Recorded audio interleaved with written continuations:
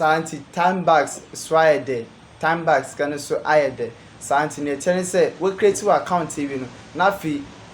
when ya wo sika wo pese wo draw e wo Timebucks no kwan we na wo se wo fa so a wo add anasa wo link wo payment method to Timebucks say na be ya sika bia wo ben e wo Timebucks no oba bato wo payment address no say na be obetumi a withdraw wo sika ni in physical cash na wo dia ne wo pese wo ye Santi minka semble mfon ko Timebucks site no say na be ya match step by step ni process ni kwan ba fa so a wo ba add wo payment method to the Timebucks Santi yen shase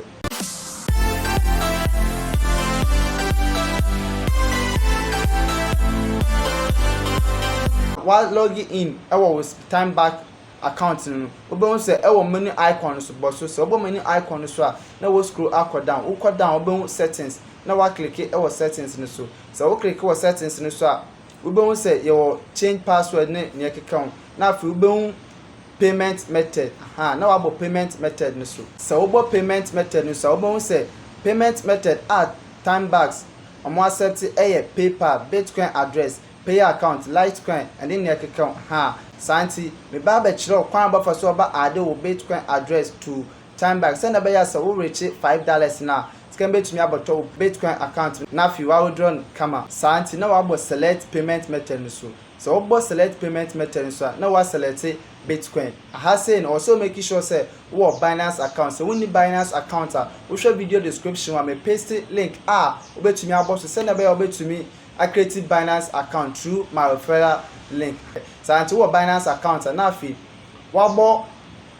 anase wa select Bitcoin no na fi also wo paste wo Bitcoin address no ewo sa section we so afi wo call Binance app no so call Binance app no so wo be on the right bottom corner wallet na wabo wallet no so wo wallet no so wo be deposit na wabo deposit ni so obo deposit ni so a wo be say da crypto na afi e search button wa search BTC Bitcoin BTC so wo search BTC first one aboso na wa select so wo select BTC na say wo choose network type no also make sure say Bitcoin wo select Bitcoin na wa select Bitcoin kama we are ube wallet address na fi wabo copy ni so wo copy wallet address Binance app ni so na fi waba Timebucks na fi wo paste wallet address so we are na wabo update payment method so wo update payment method ni so na wa confirm your password we create with Timebucks account no na fi we me update ni so and now you are good to go check say wa link wo Bitcoin wallet address to with Timebucks Santi so wo reach $5 sa Timebucks so automatically oba appear wo Bitcoin and also Binance app no so and also Binance account so dem ma dey ba call so send so no say Timebucks we am make payment every Thursday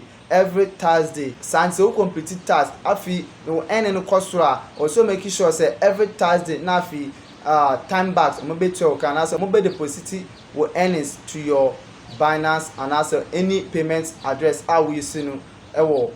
Timebucks no so so we need the video na say we are interested ewo sa video you want make sure subscribe to channel we na if you like video na wa share am na for send be ya almost be sa video for so the talk tech, that is the talk of the tech.